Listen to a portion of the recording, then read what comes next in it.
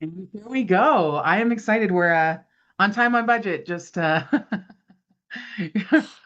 just getting started. Um, I know, Craig, you humor me.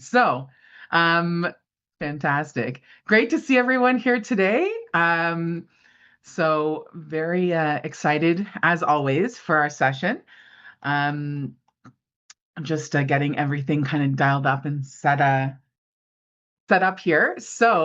Welcome to episode 6 of Turnaround Tuesdays. And really excited to have a group of you here with us alive, both in Zoom and broadcasting on LinkedIn. Looks like that is working today, which I'm very pleased to see. So, for those of you who are with us live, please do feel free to add your questions into the chat so that we can hopefully make time to go over them and talk about uh, anything you have to suggest during today's live session. And then as well for everyone else, looking forward to following up with you after the event, by email and in our various places. All right. So welcome again to Turnaround Tuesdays, our new for 2025 live business podcast, where we feature no fluff, no jargon, just real talk, tips, and turnaround. So I'm Alexandra Capellas Peters, founder and CEO of CanSalta. For those of you who don't know us, we are a global consulting hub connecting organizations of all shapes, sizes, and industries to our trusted, vetted network of consultants and experts in strategy, finance, operations, HR, marketing, tech, you name it. Unlike traditional firms, we make top tier expertise available, accessible, fast, and affordable, and flexible to meet your needs. Why we created this podcast is to embrace much more tactical, practical turnaround tips for you and your organization. We saw a gap with other podcasts being a little bit too fluffy or academic. And our goal here with you is to offer real world strategies and stories so that you can go back to your companies and organizations and put these tips to use right away. So every other week, we feature an expert, one of our consultants or partners, like Craig, who you'll meet momentarily, so that we can dive into these practical ways that you can strengthen your company and your organization, change direction, and unlock growth and success. So before we dive in, 3 things that you will walk away with today. As always, you don't need to take notes. This will all be followed up and available as well by email and online. First, you will have a gift. And in that case, that is our just hot off the press new white paper that Craig and I have co-created. That is about AI projects and their failure and how you can avoid being one of the many, 95% who fail. And so we're very excited to be releasing that white paper, and it'll be a gift to you available first. The second thing is a call to action. We're going to invite you to book your own meeting with Craig so you can talk about your specific company and needs and what you might do to maximize AI and automation for your business. And last but not least, we have an exclusive offer for all of our listeners, which is to take advantage of our business health audit service, which I think is pretty cool, at an extreme discount because we want to make sure that our community kind of benefits first. So enough about CanSalta. Let's dive in and introduce you to Craig. Craig is an AI and automation strategist, and he's worked with organizations to streamline how they work, to scale their operations, and to build systems that really support growth. He has deep experience in designing workflows powered by AI, data, and low code or no code tools. But what makes him stand out is his ability to explain and apply automation in a way that's approachable, practical, and actually tied to business outcomes. He's the founder of Toronto Starts, which is a largest one of the largest startup communities, and the new Flowgrammer, which he'll tell you about, through which he works as an AI and automation expert and as a fractional chief automation officer, which is partly what he's doing with us at CanSalta. And he helps teams move beyond all the manual effort and reactive execution. He partners with leaders and executives to uncover inefficiencies, redesign processes, and build automations that actually work in the real world, and not just theoretically.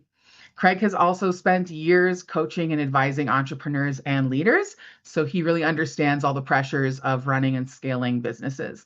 He doesn't just talk about automation as a trend, he really lives and breathes it every day. And he sees it as a way to create leverage, so allowing people to do more meaningful work while all the systems handle the repetitive, routine, and predictable pieces. So today, Craig is going to show us and talk about how automation can stop being just a connection of tools, and instead really become a growth strategy, one that can increase consistency, focus, and help your organization scale without burning out all of your people. So thank you so much, Craig, for being here, and welcome to the show. Oh, thanks for all the kind words, Alex. Thanks. I appreciate all that. It's great to be part of Cansulta and great to be on your show. Let's get into it. Yeah, I love it. So before we dive into all the techie stuff and the automation piece, can you just quickly tell everyone about your background and what led you to starting to focus on building these AI and automation driven systems? So before I got into building the largest startup community in Canada, I used to do a lot of corporate work. I was senior manager of architecture and planning at Deloitte & Touche, deploying technology all across Canada, being in charge of $60 million plus projects. I was chief technology officer at Davison Henderson. At Davison Henderson, I was program director. At Mercer Human Resource Consulting, I was a chief technology officer responsible for all their technology across Canada. And after a while, I got tired of working for other people, and I started doing my own thing. And that's when I started some stuff, and Toronto Starts came along. And basically, to put it simply, I spent years watching brilliant founders burn out. And the tragedy wasn't that they lacked vision or talent or the hunger. It was they were trying to manually operate a business that they should have been architecting to run itself. So, my journey wasn't a straight line into AI. It was a reaction to seeing where traditional ways of working was failing. If you look back at the key, I say, stopping points in this particular part of my journey, they all point to one realization. First was my time with Toronto Starts. Obviously, I'm still with it. I was on the ground floor with hundreds of entrepreneurs. I saw people with world-changing ideas getting absolutely buried in low-level admin work, spending all their time posting on Twitter, thinking that's where they have to spend their time, or doing accounting, or doing this, or doing that. They spend 80% of their time fighting fires in their inbox and only 20% on their actual vision. Yeah. And that was a spark. I realized that, what we called hustle culture is often just a failure of systems. And then second, evolving into Flowgrammer, I realized, traditional coding was too slow for the speed of business right now. Yeah. And costs are getting lower and lower to start a business. And off-the-shelf software is often too rigid. So this niche called flowgramming uses a low code and automation tools to bridge the gap between a vision a leader has in their head and day-to-day reality of their operation. So it's about translating business logic into automated workflows. Yeah. If you were using spreadsheets or you use project management tools or flow charts, this is kind of the concept where you drag nodes and stuff to each other and make them work. And we do all sorts of other things, but that was the basic idea behind Flowgrammer. And then finally, becoming a fractional chief automation officer, I saw companies didn't just need tools, they needed strategy. Yeah. Yeah. They need someone to come in at a C level and say, stop gluing your company together with spreadsheets and email. The role allows me to move more companies from like a patchwork process to streamlined process and intelligence driven operations. And I think that's kind of the direction, people don't necessarily see. So that's kind of what led me here. I realized that automation isn't just about saving 5 minutes on a task. It's about removing the friction that kills companies. I built these systems so that founders can get back to doing the things that computers can't do. Right, right. I think you just kind of hit the nail on the head because so much of the conversation recently, right, around AI and automation. Um, I mean, it's a positive thing that we're even having these conversations, but the focus really does seem to be on saving time and reducing the repetition and redundant work, which is great. I don't want to say that that's not a great positive. Obviously, there's significant progress and value in doing that for a company of any size. But it does feel like there's so much focus on, checking the clock and time saving, that we're kind of not necessarily seeing the other bigger opportunities that you just kind of mentioned from a strategic perspective. And so like that's what I was so excited about, having you on the show to talk to everyone about today, is like how automation can be more than just an efficiency play, right? As you said in the title, beyond efficiency. So, what is this bigger opportunity that leaders are missing out on today? Yeah, you hit some important point there. Like if you save 10 hours a week, Mm. but you don't know what to do with that time, you really haven't grown your company. You've just bought yourself a longer coffee break. The real opportunity isn't just saving time, it's scaling intelligence. Right. And the biggest missed opportunity is leverage. When we look past the simple metric of hours saved, we see three fundamental shifts that automation creates for business. Mm. So, consistency at scale. So, when a human does a task 100 times, they might do it perfectly 95 times and they get tired, they get distracted. When automation runs, it runs perfectly 100% of the time. So, you aren't getting just getting tasks done. You're creating a standard of quality that no human workforce could match at scale. Institutional memory, data capture. Mhm. The next piece of this puzzle. It's like in most companies, vital processes live in people's heads. And I've been through this so many times. If a key employee leaves, the process walks out the door with Yeah. them. Automation captures that logic and ensures the how-to is embedded in the company's code, not just in an individual's memory. So you're turning temporary labor into a permanent asset. And shifting the focus. The most important shift is moving your team from keeping the lights on work Mm. to the needle work. Yeah.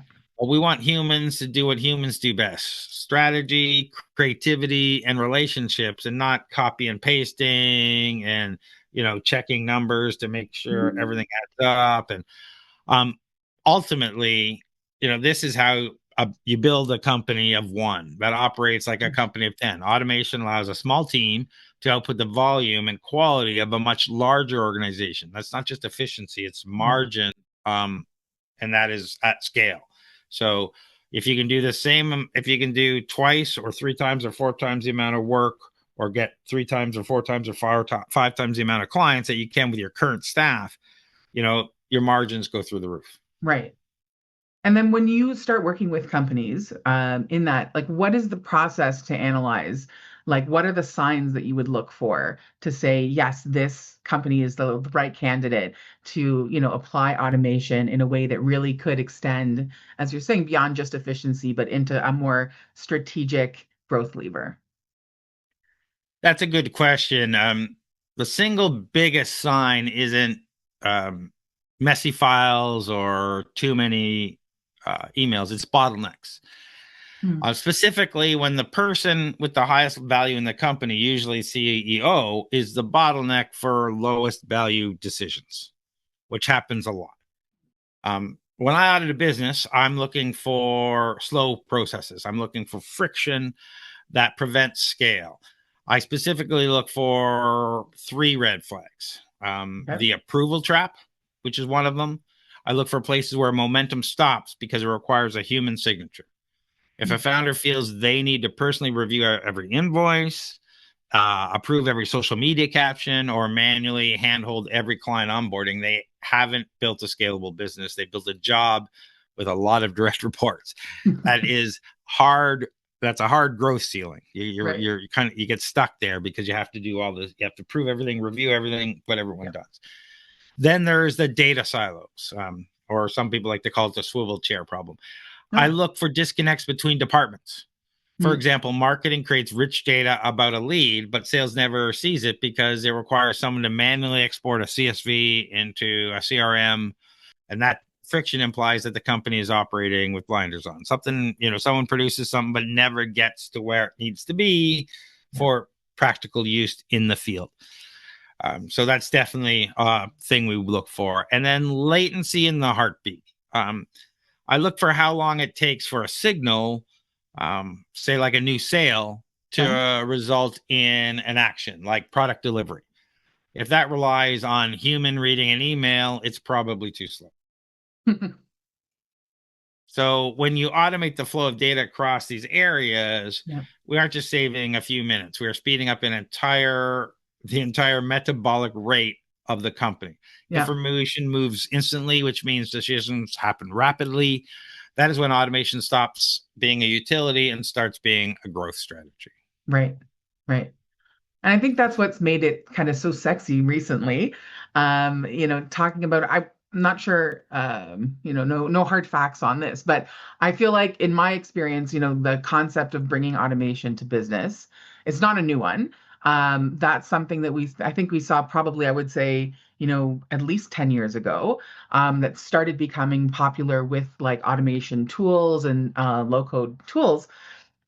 But now this is really being brought back to life because of the huge, rise of AI and the, combination of the two, the kind of powerhouse potential that this brings to organizations.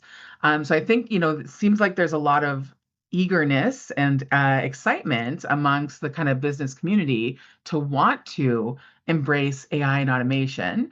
But at the same time, I think, for a number of different reasons, that can be a little bit overwhelming or scary for executives. So what do you think, in your experience, what are the common kind of misconceptions that a leader might have about introducing automation and AI into their teams and their workflows? Besides the fact that they all do it wrong, I mean, it's like any IT project you get involved in over your time and say, okay, we're going to introduce these new tools. We're going to put templates in. We're going to teach everybody how to use it. And we're going to shove it down everybody's throats and everyone's going to love it. And, how many times has that actually worked? Right. So I'll take a step back and we'll get into this. For that, you got to build demand. And I think there's a way to do that in an organization that is constructive and at a grassroots level, not at a management down level. Also, so basically, the single most misconception and the one that holds companies back the most is that automation is a headcount reduction strategy. Leaders think if I bring in AI, I'm saying I don't need my people. The truth is the exact opposite. Automation isn't about replacing people. It's about promoting them. Let's take a look at that a little bit. There's a lot of anxiety around this topic, as you mentioned, but when we actually implement these systems, we see three things happen that debunk the myth entirely. Fear versus reality. Leaders often fear their team will revolt because they think robots are coming for their paychecks. But in reality, your employees are likely drowning in low value work. They are bored. No one wakes up excited to copy and paste data from one email into a CRM. This is drudgery, right? So, we're trying to get rid of that work they don't like. Removing the robot work. My philosophy is simple. If a task is robotic, give it to a robot. We automate the scheduling tag, the data entry, and the file sorting. We take the parts of the job that your employees secretly hate and hand them over to software. Next one, I think, is the instant promotion. Once you strip away that administrative noise, you are left with the work that humans were actually hired to do.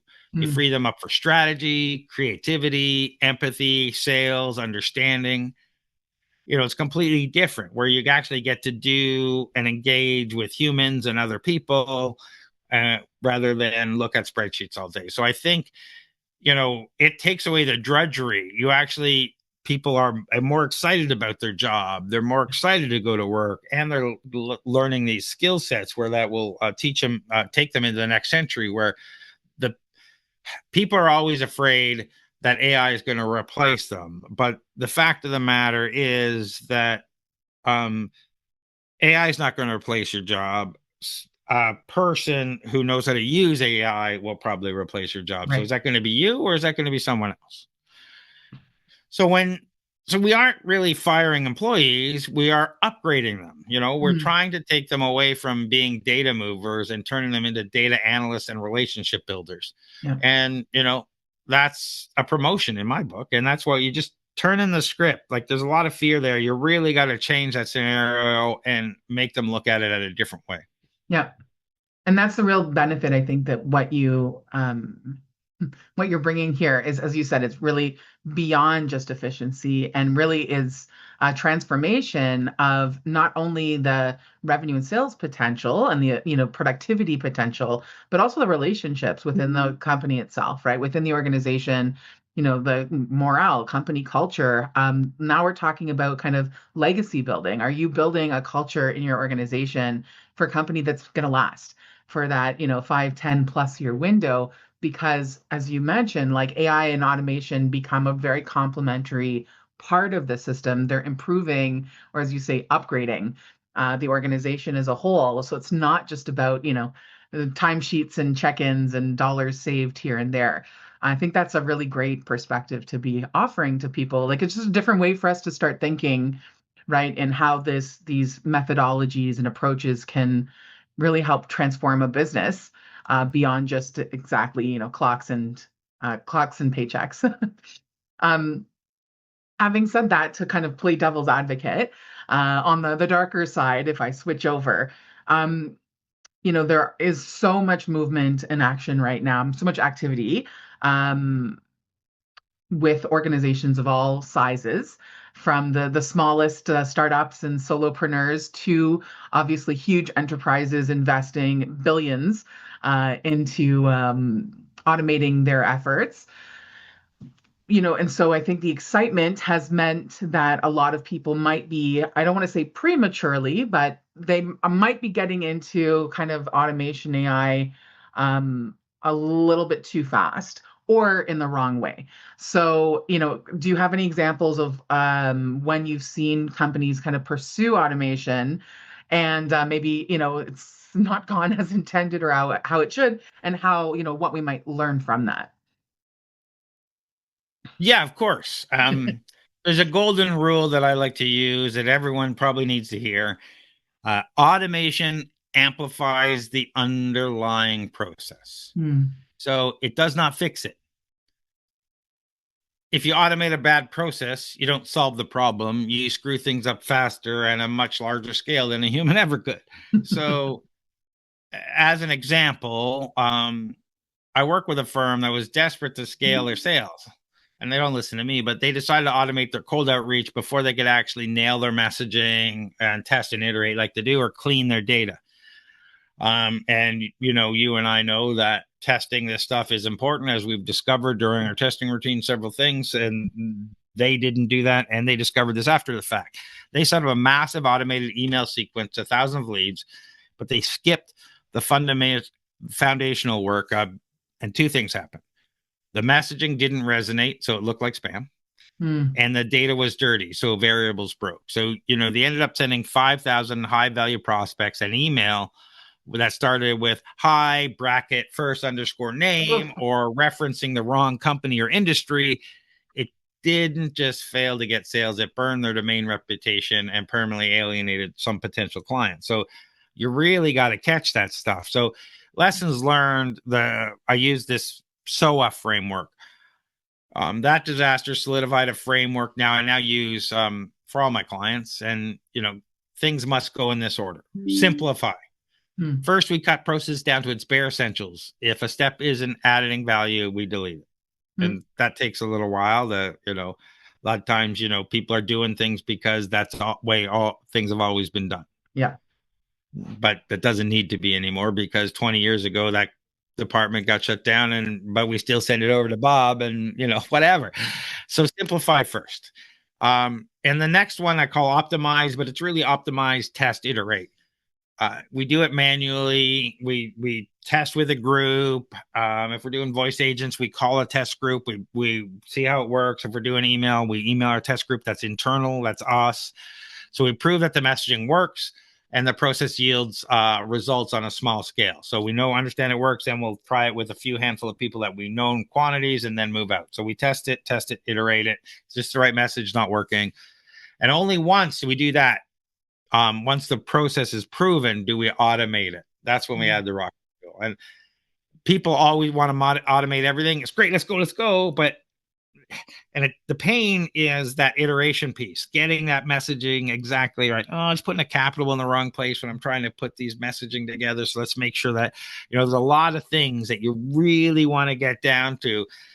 And there is diminishing returns at some point, but nailing that message is so important, because it can change everything. 1%, 2%, 5%, 20%. If you get it wrong, your things go down to 0%. But you want to increase your conversions. You want to make sure they're responsive. You make sure the message is hitting. You have to test before you automate. Yeah. So if you try to skip right to the automation, you're just pouring gas on a fire. And it's simple. Never automate chaos. It's a very good advice. And the repetition amplification, as you said, of the underlying process, it makes so much sense. Yeah, I know, like in a lot of process engineering work that we do, that's exactly what we see is where the initial kind of source of the breakdown. As you said, just having kind of over-engineered or over-complicated processes that we then replicate over and over again. You always say, like, the definition of, it's not Insanity. stupid, right? Right. That's of insanity, of repeating. So I think we have to be careful about doing the same thing when it comes to our business processes.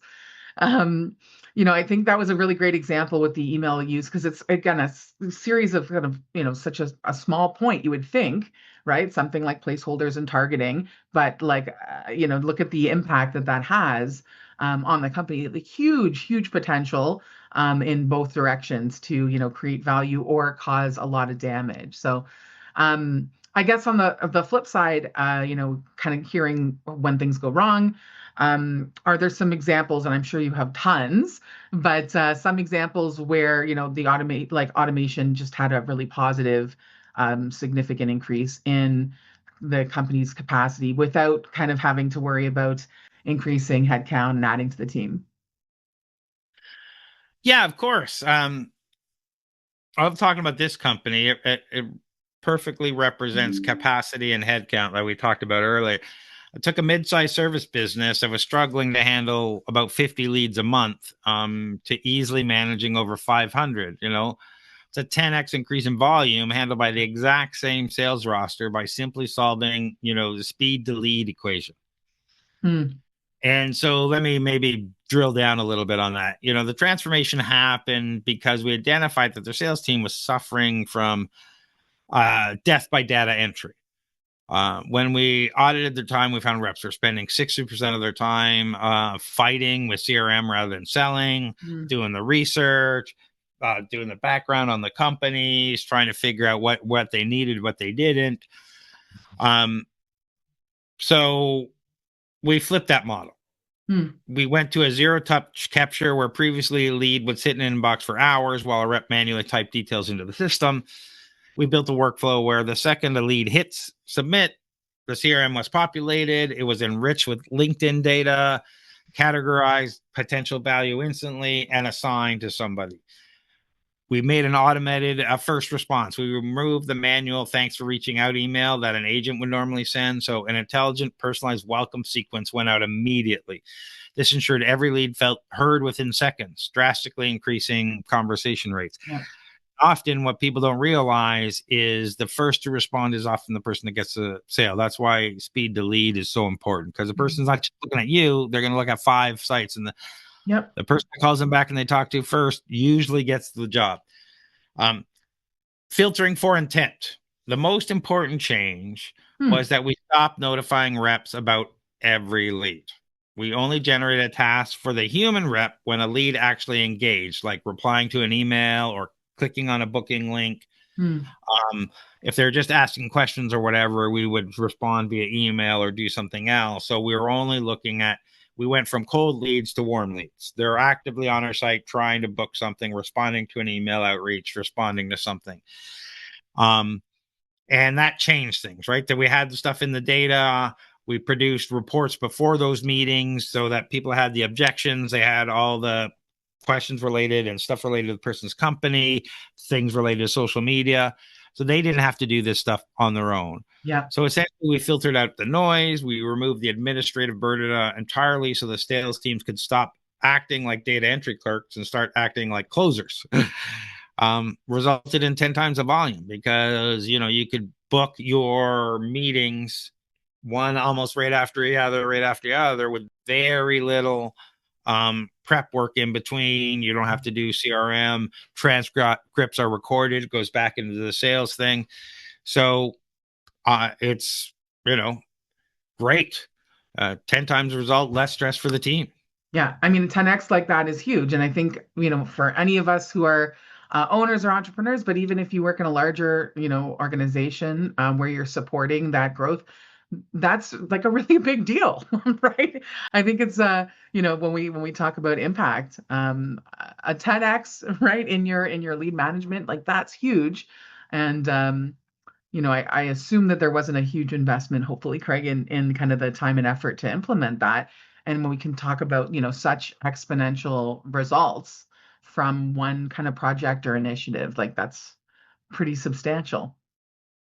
Um, I think to follow on, we talked a little bit earlier about timing and, the excitement these days around moving to automation and systems. So, of course, sometimes this work is being brought into the organization too late, where the company's already pretty overwhelmed. So, whether it's in a smaller business, this, perpetual state of overwhelm. And then on the larger enterprise and corporate side, we see that as well, where everybody's overwhelmed because there are probably so many projects and pilots and initiatives underway.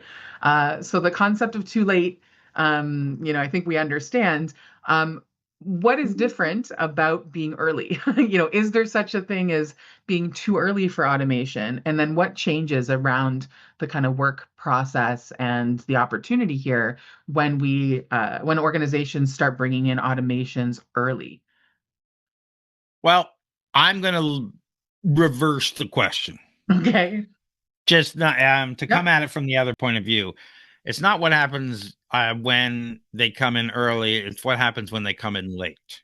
Okay. So, the difference is night and day. So I like to use this analogy. If you bring automation in late, it feels like emergency surgery. Okay. If you bring it in early, it's more like architecture. So the late adopter, when you wait until the business is overwhelmed, you're trying to rebuild the engine while the car is driving down the highway at 100 miles an hour. Your team is already stressed and burned out. So asking them to learn new systems feels like a burden, not a relief. It can be painful, it's expensive, and it encounters high resistance. But you flip that around from an early adopter. When you bring it in early, you're pouring a digital foundation. So you establish clean data habits from day one. You define how your tools talk to each other before thousands of records to migrate. And so that really helps. And then there's a scaling effect. The biggest difference is what happens during your growth spurts. If you have the foundation scaling from 1 million to 10 million, revenue doesn't require massive restructuring. The system just stretches. Right. So, is there a too early? I guess yes, there could be a too early if you don't have systems, if you don't have a product to sell, if you don't have you need to have something in place to start really with automation. Even like if you're just automating social media, okay, what market are you in? What are you trying to sell? Who are you trying to sell to? So we can create content that attracts those people. Like you Mhm. have to have an idea. It's better if you have an offer.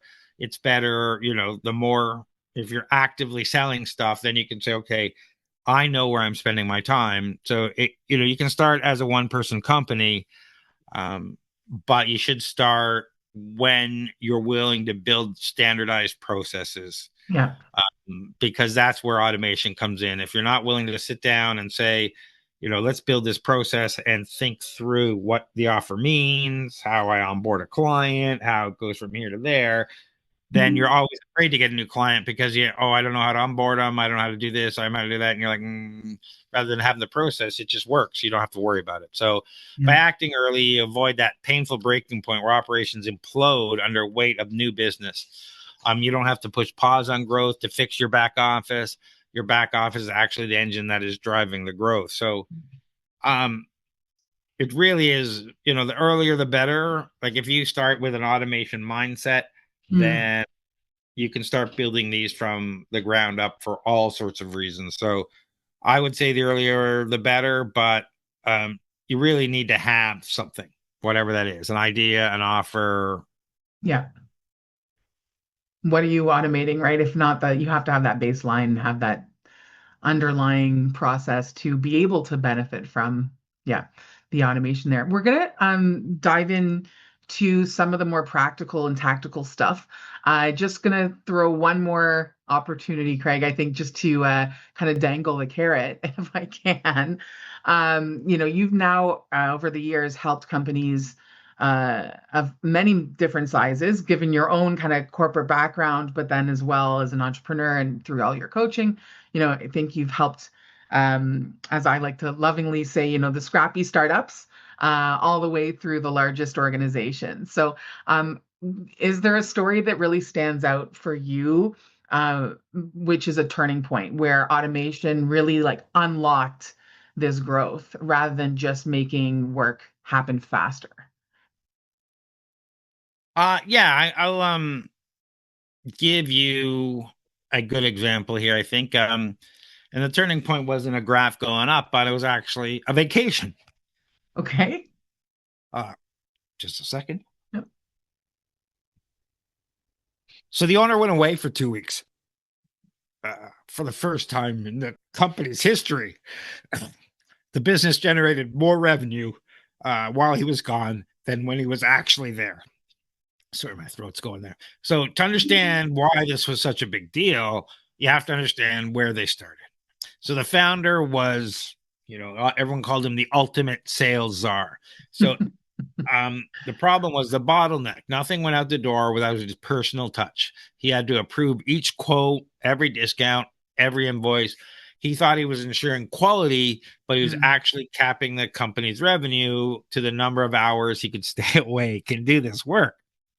So we built this logic engine. I have a history with some of the work I've done where we built these things for banks, where I built logic engines for banks that would put their rules in place for approvals. We'd yeah. have 200 plus rules. You would apply for something, you know, if you've missed, how many months of payments have you missed? How many of this? Where are you at with this? Where are you at with that? But there's hundreds of variables. So similar thing, we put that logic into an engine, and there are things that have to be spit out and talk to a manager if rules don't fit. So we didn't just automate the paperwork, we automated the decision making.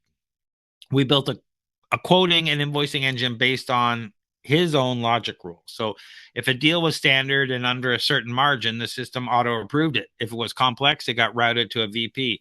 So we Mm, codified his brain into software, and we only pulled out the exceptions, right? Like, this is all standard, credit approved, everything runs through, everything's green check marks, let's go. Versus, okay, there's a couple of things I need to check here for whatever reason. So the result was when he took the holiday, terrified the place would burn down, instead, the system kept processing, sending invoices, collecting payments, making deals. So when it came back to money in the bank, um, that he didn't have to touch, That was the fundamental shift where he realized that he'd stopped owning a high stress job and Mm, started owning an asset. He realized that automation allowed the business to run for him rather than him running for the business. mm. Wow. I feel like yeah, I have to be careful because there's so much of that that resonates for me personally as you're describing it. I know that in our work together as well, Craig, you probably have seen that. And so it's actually really wonderful to hear that kind of, as I said, the turning point or the success side of that, the flip, because so many obviously of smaller businesses and founders, I think, struggle very much, as you said, with like they are running the business, this is the business running them. It's just such a reality, and it can be pretty overwhelming. We talk a lot about entrepreneurship and kind of resilience, and the perks and benefits, and how much they compete with some of the disadvantages and burdens as well. So it's really wonderful to hear these stories of how this can again have such a significant positive impact in organizations of so many different kind of sizes.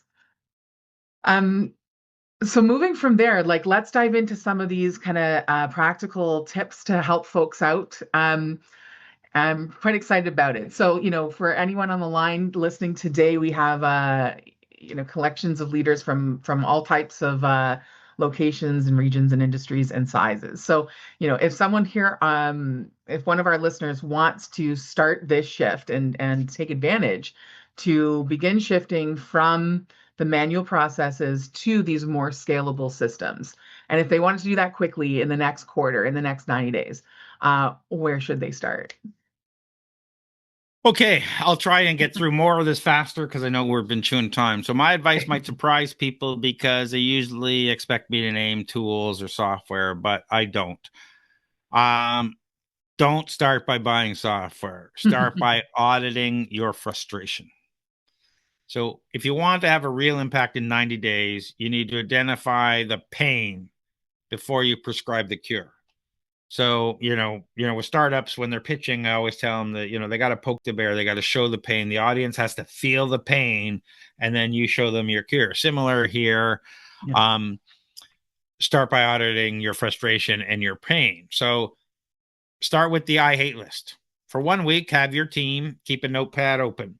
Every time they do something at their desk or a task feels negative, boring, below their pay grade, write it down.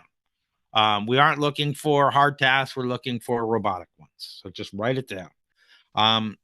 Death by 1,000 cuts. Review the list and look for frequency. A task that takes 2 hours once a year isn't a problem. A task that takes 10 minutes but happens 5 times a day, that's a killer. So that is the death by 1,000 cut that drains your team's energy. They all have to stop and have to do this thing. It's kind of like I hate Microsoft for this. You got an idea, you want to go write it down in Microsoft Word, you're going to go do something, and you open it up. Oh, time for an update. Got to update. Can't do anything. Got to restart. 10 minutes later, like Yeah. my creativity, my flow is completely gone.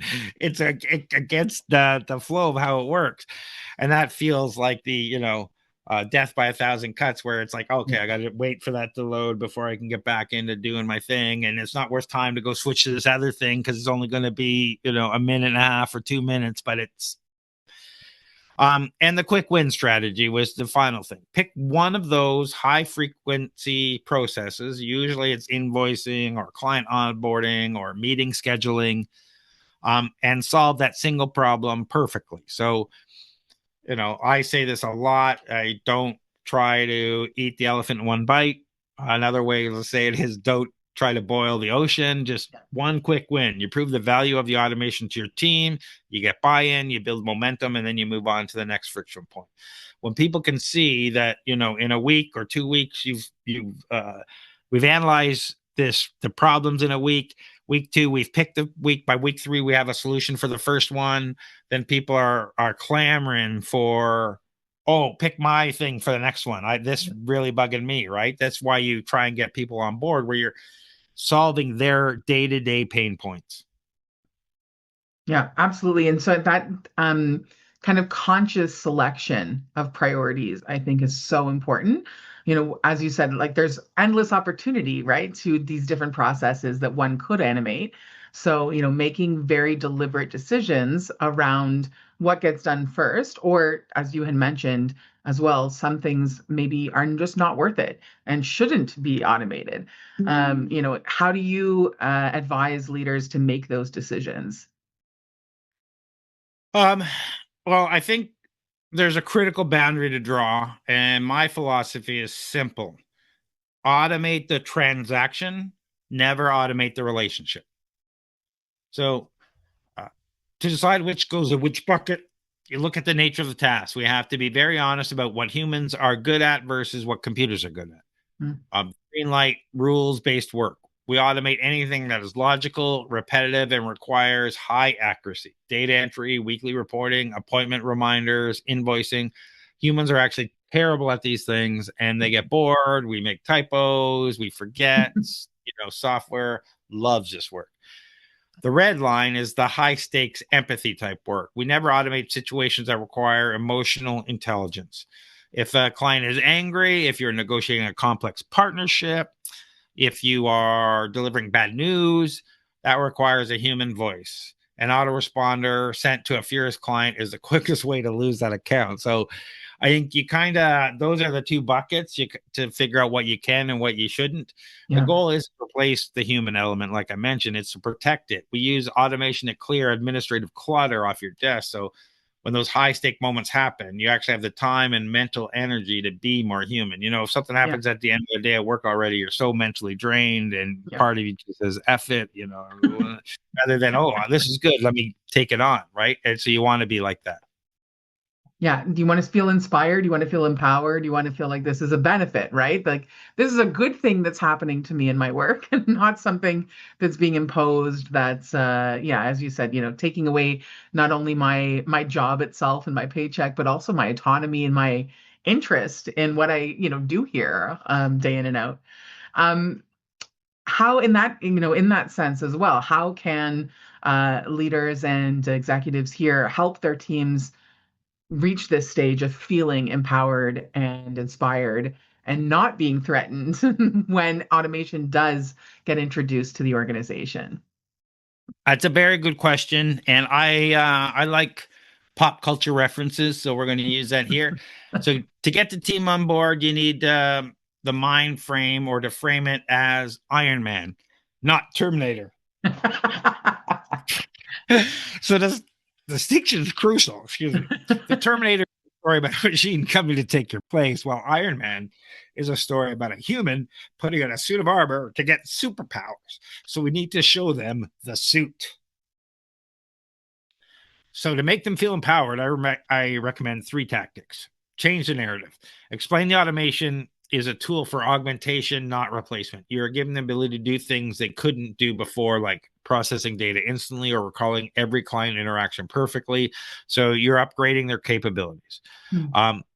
Highlight the personal ROI. Don't just talk about company efficiency. That doesn't motivate an employee. Talk about their Friday afternoon. Show them by automating this weekly report, you aren't just saving company money, you're ensuring you leave the office by 5 p.m. instead of staying late to format spreadsheets and stuff. Involve them in the solution. Don't do it to them, do it with them. Ask them specifically, what is the one thing you hate doing? Then fix that one thing. So, once they feel relief, once they realize the robot just took away the worst part of their week, the fear starts to evaporate. They don't just accept the automation; they become your biggest champions because they want you to automate their next annoying task too. So it keeps going and going. I love that, and I love this. I'm gonna be stuck on Iron Man and the Terminator. Terminator forever, even though I love them both and Arnold. But definitely that's a great way to think about it. I'm gonna steal that and start using it myself. Um, Craig, we're just coming short on time, and there's so much good stuff that I want to make sure we cover. So we'll jump a little bit here, but let's talk about outcomes and results. So, when we talk about measuring the success of this kind of work, beyond, as we talked about already, beyond the saving time and the efficiency measures, how do we show that automation is really actually increasing the business capacity, the business performance, and having these really strong outcomes? Um, I like to tell clients it doesn't always show on the balance sheet. Mm, When we look at real ROI of automation, we need to look at metrics that prove the business is getting stronger. So, um, stop measuring hours saved because that's a vanity metric. Start mm, measuring throughput per head count. okay. Um, Time saved is nice, like I mentioned. When we looked at a real ROI automation, we need to look at metrics that prove the business is getting stronger. So I focus on these four areas, like I mentioned: speed, execution. We measure how fast the heartbeat of the company is beating. How many minutes does it take to go from new lead to sent quote? How long from a signed contract to a project kickoff? If we cut that from 2 days to 2 minutes, that is velocity that competitors can't match. Right. Error reduction, quality control. How much money are you spending on fixing mistakes? If humans make data entry errors 5% of the time, that results in rework, refunds, angry clients. Automation brings that error rate to zero. So we measure absence of clean work. I'm going to put this on do not disturb. Sorry that it keeps coming through there. Um, Employee retention, the burnout metric. This is the hidden metric. When you remove drudgery, job satisfaction goes up and turnover goes down. Retaining trained employees is far cheaper than recruiting new ones. So this is always a good selling metric. But the best one is revenue per employee. This is the ultimate growth metric. If your revenue goes up by 30%, but your head count stays flat, your profit margins start to explode. So Mm, if your revenue per employee number is climbing, you know that automation isn't just a utility, it's working as a genuine growth strategy. mm. That makes a lot of sense. I think that the concept of like metrics that matter, we all tend to put together these elaborate dashboards and there are various ways to track all the business performance. But as you said, so many of them are vanity. I've done this repeatedly, right? And it's, this feels good. This is how many, likes and how many calls and how many leads. But if they're not connected, ultimately, it's not meaningful. So those are some really great tips. Thank you, Craig. Um, for those listening today who do feel like, their business and their teams are at capacity, right? What are the small next steps and concrete actions? What's something they could do tomorrow to really start unlocking some of this growth lever opportunities? If you feel like you're drowning or you don't know where to start, very simple homework assignment: the I hate this list. So don't worry about complex software. Just do this: desktop audit. Put a physical notebook next to your computer, and tomorrow, I want you to be hyper aware of your own friction. So we use the eye roll test. Every time you do a task that makes you roll your eyes, sigh, or think, "Why am I doing this?" Write it down. We're looking for those copy and pasting, the file renaming, or chasing of payments, any of that kind of stuff. At the end of the week, you look at the list and you're likely to have 20 items or so. Circle the top three that happen most often. So this is your roadmap. You don't have to fix the whole company overnight. Just pick one of these three circled items, find a tool or a workflow to kill it, and so you never have to do it again. Once you get the first win, you'll realize that you aren't stuck and you just need better systems. And Yeah. like there's all sorts of tools and stuff out there. It doesn't matter to me which one you pick. Just pick the one that works for you. I love that. And then finally, for all the listeners here and for everyone on the line, and hopefully any of the leaders who might listen to this down the future, what is the number one mindset shift that you wish everyone would make about automation? If I could snap my fingers and change one thing that every founder or CEO would think, it's this: stop treating your operations like a chore. Start treating your business operations like a product. So most leaders look at their back office operations as overhead, a necessary evil that costs money, but successful leaders view it differently. They realize that their internal system is actually the most important product they will ever build. So you want continuous improvement. You want, just like your software product, your operations needs a roadmap. You don't just set it and forget it. You need a version 1 and a version 2. You should always be asking, what features do you need to add next quarter to make this run smoother? The user experience. Your team are the users of this product. If your internal processes are clunky, slow, and frustrating, you have bad user experience. And just like bad software loses customers, bad operations lose employees. You need to build systems that are intuitive and user-friendly for your team. And finally, the asset mindset. When you view it this way, every automation you build isn't an expense, sorry. It's an R&D investment into your company's core asset. So if you're thinking of your operations as a machine and an asset, the more you put into it and the smoother it runs, the better your operations will be. So it's quite a simple philosophy. If you build a great machine, the machine builds the business, and that's the ultimate goal. Wow. I think that's a really unique perspective. I hope everyone really like lets that sink in. It sounds kind of obvious when you first said it, right? Like think of it as a product, and it's like, oh, sure, okay, sounds good.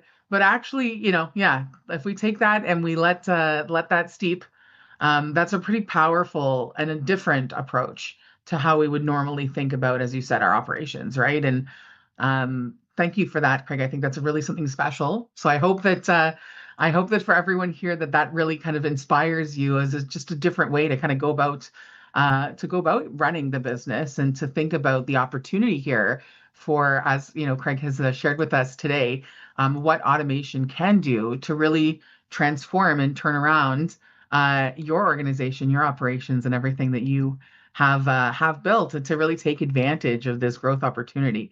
So thank you so much, Craig. I know we're at time already. I actually, could talk about this forever. So really appreciate the time, the stories, the tips, and to all of you who joined us live, and hopefully those of you who will listen in after. So just a reminder, the 3 things that are coming your way. We do have your gift, which is this AI success white paper. It is hot off the press for us. It's called Bridging the AI Success Gap: Why 95% of AI Projects Fail and How to Succeed. So we will share the code with you to be able to download that for free. We hope that you'll go take a look at it and kind of heed the warnings within this white paper, which presents a lot of the very recent research, mostly coming, I think, from MIT, I think it was, Craig, that kind of justifies, again, the failure rates of AI projects within organizations. So why it's so important for you to not be part of that 95% who fail, and how you can, within your own company and with support of experts like Flowgrammer and CanSalta, can come to make sure that your projects are successful. So number 1 is your free gift. Number 2 is inviting you to book some time with Craig to talk about automation for your organization.